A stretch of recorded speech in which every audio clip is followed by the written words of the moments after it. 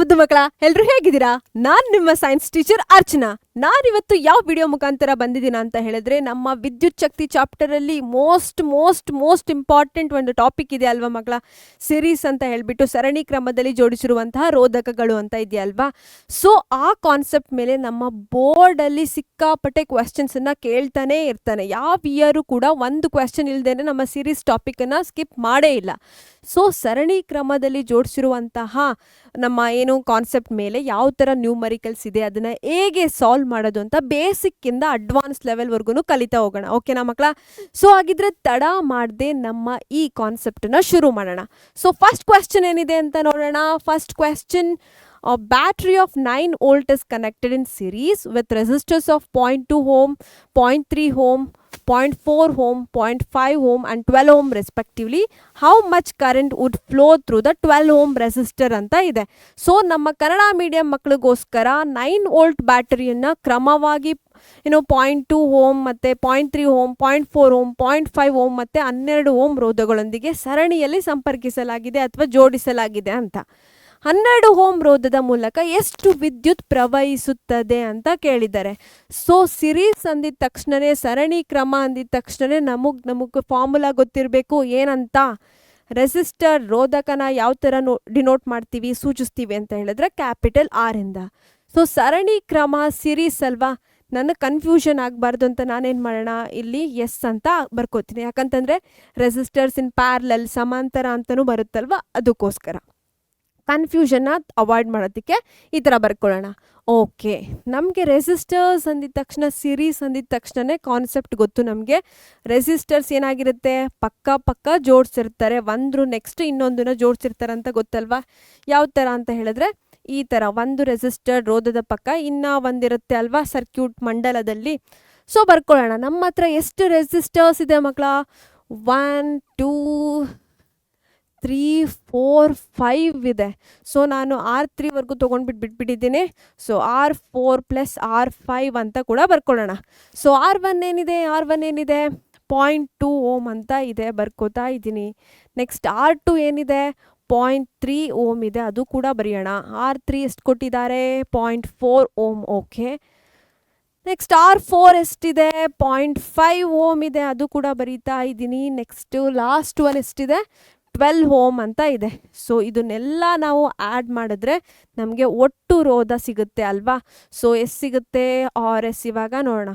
0.2 + 0.3 0.5 ಆಯಿತು. 0.5 + 0.5 1 ಆಯಿತು. ಸೊ 1 + 12 ಆಯಿತು 13. 13 + 0.4 ಏನಾಯಿತು? 13.4 ಓಮ್ ಅಂತ ಸಿಕ್ತು ನಮಗೆ. ನಮ್ಮ ಏನು ಸರಣಿ ಕ್ರಮದಲ್ಲಿ ಜೋಡಿಸಿರುವಂಥ ಒಟ್ಟು ರೋಧದ ಸಿಕ್ತು. ಇವಾಗ ಎಷ್ಟಂತ ಸಿಕ್ಕಿದೆ? 13.4 ಅಂತಿದೆ. ಟೋಟಲ್ ರೆಸಿಸ್ಟೆನ್ಸ್ ನಮಗೆ ಇವಾಗ ಸಿಕ್ಕಿದೆ. ನೆಕ್ಸ್ಟ್ ಇವಾಗ ಏನು ಕಂಡುಹಿಡಿಬೇಕು ಹೇಳಿದ್ದಾರೆ ನಮಗೆ? ಕರೆಂಟ್, ವಿದ್ಯುತ್ ಪ್ರವಾಹನ ಕಂಡುಹಿಡಿಯಕ್ಕೆ ಹೇಳಿದ್ದಾರೆ. ಯಾವುದರಲ್ಲಿ ಕಂಡುಹಿಡಿಯಕ್ಕೆ ಹೇಳಿದ್ದಾರೆ? 12 ಓಮ್ ರೆಸಿಸ್ಟರ್ಗೆ ಅಂತ ಹೇಳಿದ್ದಾರೆ. ಸೊ ನೆಕ್ಸ್ಟ್ ಸ್ಲೈಡಲ್ಲಿ ತಗೊಳ್ಳೋಣ. ಸೊ ನಮಗೆ ಕರೆಂಟ್ V = IR ಅಂತ ನಮಗೆ 1 ಓಮ್ಸ್ ಲಾ ಗೊತ್ತಲ್ವಾ. ಓಕೆ, ನಮಗೆ ಕಂಡುಹಿಡಿಯಕ್ಕೆ ಕೇಳಿರೋದೇ ಏನನ್ನ? ಕರೆಂಟ್. ಯಾವುದರಿಂದ ಡಿನೋಟ್ ಮಾಡ್ತೀವಿ? ಐ ಇಂದ. ಸೊ ಅದನ್ನು ಏನು ತೊಗೊಂಡಿದ್ದೀನಿ? ಸೈಡ್ಗೆ ತೊಗೊಂಡಿದ್ದೀನಿ. ಸೊ ಸ್ವಲ್ಪ ರೀಅರೇಂಜ್ ಮಾಡಿದ್ರೆ ನಮಗೆ ಸಿಗುತ್ತೆ ಅಲ್ವಾ. ಓಕೆ, ಐನ ನಾವು ಫೈಂಡ್ ಔಟ್ ಮಾಡಬೇಕು. ಈ ಕಡೆ ಬರೀತಾ ಇದ್ದೀನಿ.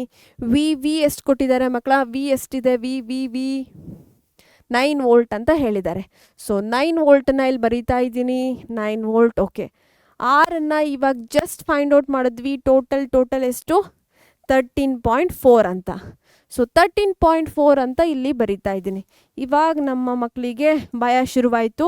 ಯಾಕಂತಂದರೆ ಡೆಸಿಮಲ್ ಬಂದುಬಿಟ್ಟಿದೆ, ಮ್ಯಾಮ್ ಹೇಗೆ ಸಾಲ್ವ್ ಮಾಡೋದು ಅಂತ. ಓಕೆ, ಇವಾಗ ಇಂಟ್ ಹೇಳ್ಕೊಡ್ತಾ ಇದ್ದೀನಿ, ಡೆಸಿಮಲ್ ಇದ್ದಾಗ ಯಾವ ಥರ ಅಂತ. ಓಕೆ, ನಮ್ಮ ಡೆಸಿಮಲ್ ಇಲ್ಲಿದೆ.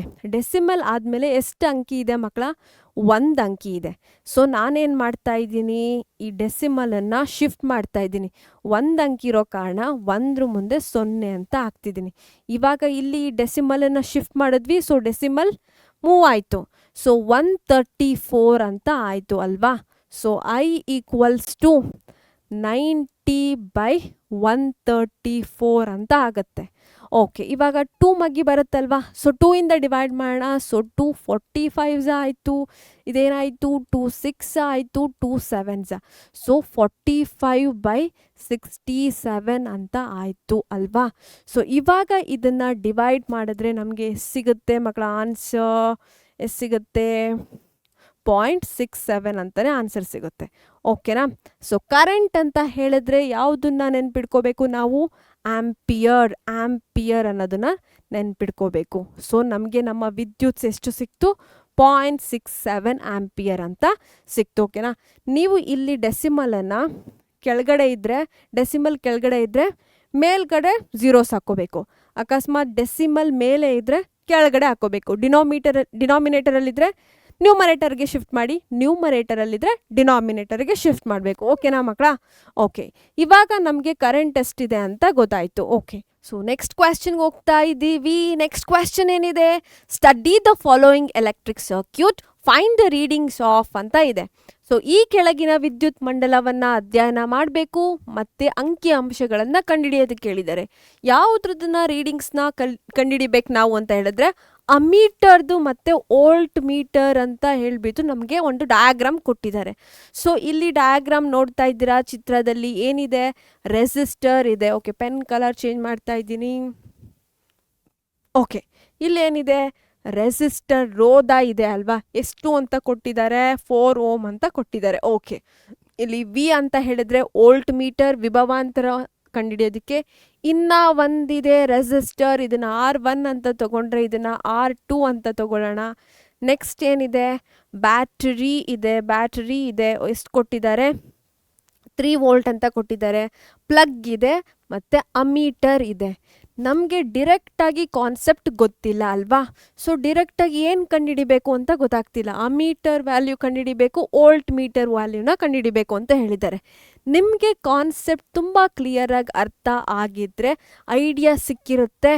ಏನಂತ ಸಿಕ್ಕಿರುತ್ತೆ, ನಮ್ಮ ಸಿರೀಸ್ ಸರಣಿ ಕ್ರಮದಲ್ಲಿ ಕರೆಂಟ್ ಏನಾಗಿರುತ್ತೆ, ಸೇಮ್ ಆಗೇ ಇರುತ್ತೆ.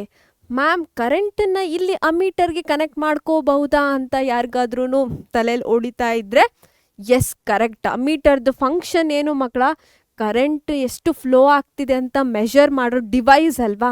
ಸೊ ಕರೆಂಟ್ ಬಂದ್ಬಿಟ್ಟು ಸಿರೀಸಲ್ಲಿ ಎಲ್ಲ ಕಡೆ ಸೇಮ್ ಇರುತ್ತೆ. ಹೇಗೆ ಅಂತ ನೋಡೋಣ ಬನ್ನಿ. ನಾನು ಸರ್ಕ್ಯೂಟನ್ನು ರೆಡಿ ಮಾಡಿದ್ದೀನಿ, ಒಂದು ಮಂಡಲವನ್ನು ತಯಾರಿಸಿದ್ದೀನಿ.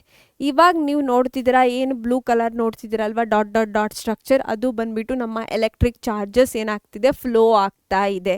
ಇಲ್ಲಿ ನೋಡ್ತಾ ಇದ್ದೀರಾ ರೆಸಿಸ್ಟರ್ ಇದೆ, ಎಷ್ಟು ವ್ಯಾಲ್ಯೂ ಇದೆ, 7 ಓಮ್ ಅಂತ ಇದೆ. ಓಕೆ, ಬ್ಯಾಟ್ರಿ ಇದೆ, ಎಷ್ಟು ವೋಲ್ಟ್ ಇದೆ, 9 ವೋಲ್ಟ್ ಅಂತ ಇದೆ.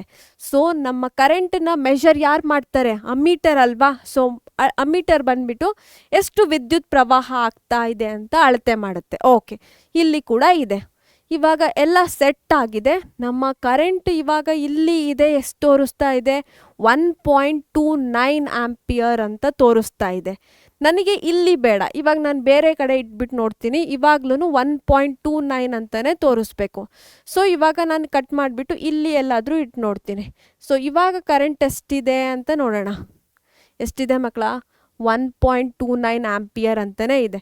ಸೊ ಇಲ್ಲೂ ಕೂಡ ಬೇಡ ನಮಗೆ, ಬೇರೆ ಇನ್ನೆಲ್ಲಾದರೂ ಇಟ್ಬಿಟ್ಟು ನೋಡೋಣ ಕರೆಂಟ್ ಸಿರೀಸಲ್ಲಿ ಸೇಮ್ ಇರುತ್ತಾ ಅಥವಾ ಬೇರೆ ಇರುತ್ತಾ ಅಂತ. ಸೊ ಇಲ್ಲಿ ಕಟ್ ಮಾಡಿಬಿಟ್ಟು ಇಲ್ಲಿ ನೋಡ್ತಾ ಇದ್ದೀನಿ. ಓಕೆ, ಇಲ್ಲಿ ಇಟ್ಟರೂ ಕೂಡ ಕರೆಂಟ್ ಏನಾಗಿದೆ, ವಿದ್ಯುತ್ ಪ್ರವಾಹ ಸೇಮೇ ಇದೆ ಅಂತ ಗೊತ್ತಾಯ್ತಲ್ವಾ. ಓಕೆ, ಕರೆಂಟ್ ಬಂದ್ಬಿಟ್ಟು ಸಿರೀಸ್ ಸರಣಿ ಕ್ರಮದಲ್ಲಿದ್ದಾಗ ಸೇಮೇ ಇರುತ್ತೆ, ಒಂದೇ ರೀತಿ ಇರುತ್ತೆ, ಏನು ಚೇಂಜ್ ಆಗಲ್ಲ ಅಂತ ನಮಗೆ ಗೊತ್ತಾಯಿತು. ಸೊ ಹಾಗಿದ್ರೆ ಬನ್ನಿ ಇವಾಗ ಕರೆಂಟ್ ಹೇಗೆ ಸರಣಿ ಕ್ರಮದಲ್ಲಿ ಸೇಮ್ ಇರುತ್ತೆ ಅಂತ ನೋಡಿದ್ವಿ. ಇವಾಗ ಪ್ರಾಬ್ಲಮ್ ಸಾಲ್ವ್ ಮಾಡೋಣ. ಓಕೆ, ಸಿರೀಸ್ ಅಂತ ಗೊತ್ತಾಯಿತು ನಮಗೆ, ಸಿರೀಸಲ್ಲಿದೆ ರೆಸಿಸ್ಟರ್ ಪಕ್ಕ ಇದೆ ಅಂತ ಗೊತ್ತಾಯಿತು. ಇವಾಗ ಟೋಟಲ್ ರೆಸಿಸ್ಟೆನ್ಸ್ ಎಷ್ಟಿದೆ ಅಂತ ಕಂಡುಹಿಡಿಬೇಕಲ್ವಾ.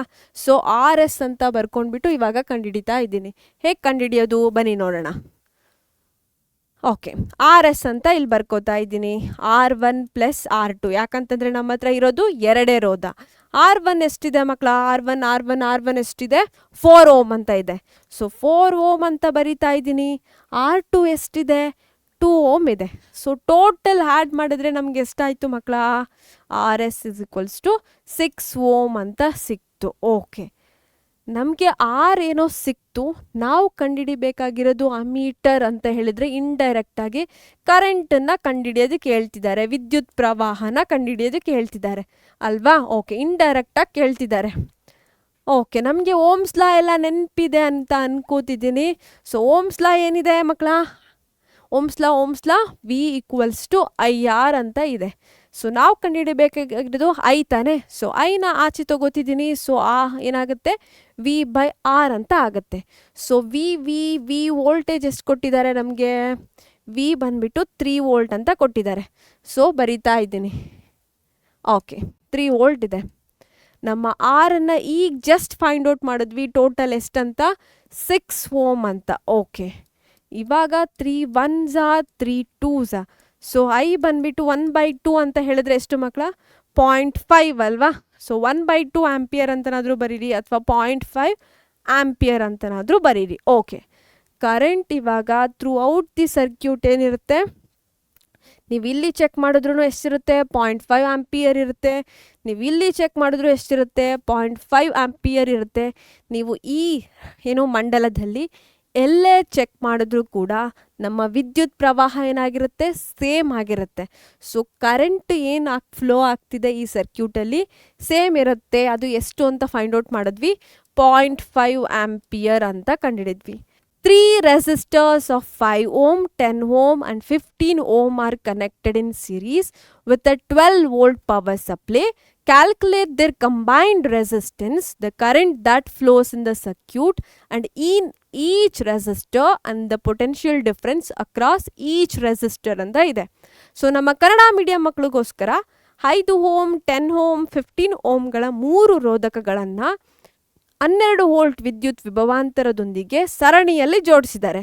ಸೊ ಅವುಗಳ ಸಂಯೋಜಿತ ರೋಧ, ಮಂಡಲ ಮತ್ತು ಪ್ರತಿರೋಧಕದಲ್ಲಿ ಪ್ರವಹಿಸುವ ವಿದ್ಯುತ್ ಹಾಗೂ ಪ್ರತಿರೋಧಕಾದ್ಯಂತ ವಿಭವ ವ್ಯತ್ಯಾಸವನ್ನು ಲೆಕ್ಕ ಹಾಕಿ ಅಂತ ಹೇಳಿದ್ರೆ ವಿಭವಾಂತರವನ್ನು ಕಂಡುಹಿಡಿಯೋದಕ್ಕೆ ಹೇಳ್ತಾ ಇದ್ದಾರೆ. ಓಕೆ, ಸೊ ಫಸ್ಟ್ ಇವಾಗ ಸರಣಿ ಕ್ರಮದಲ್ಲಿದೆ ಅಂತ ಗೊತ್ತು. ಸೊ ಮೊದಲನೇದು ಸರಣಿ ಕ್ರಮ ಅಂತೇಳಿದ ತಕ್ಷಣ ಏನೆಲ್ಲ ರೋಧಗಳಿಂದ ಕೊಟ್ಟಿರ್ತಾರೆ ಅದನ್ನು ಆ್ಯಡ್ ಮಾಡಬೇಕಾಗತ್ತೆ. ಸೊ 6x ಅಂತ ಇದೆ, ಏನೆಲ್ಲ ಕೊಟ್ಟಿದ್ದಾರೆ ಪಡಾಪಟ್ ನಾವೇನು ಮಾಡಿಬಿಡೋಣ? ಆ್ಯಡ್ ಮಾಡೋಣ. 5 + 10 + 15 ಅಂತ ಹೇಳಿದ್ರೆ R1 + R2 + R3 ಅಂತ. ಸೊ ಯೂನಿಟ್ ಯಾವಾಗಲೂ ಕಂಪಲ್ಸರಿ ಮಕ್ಕಳ.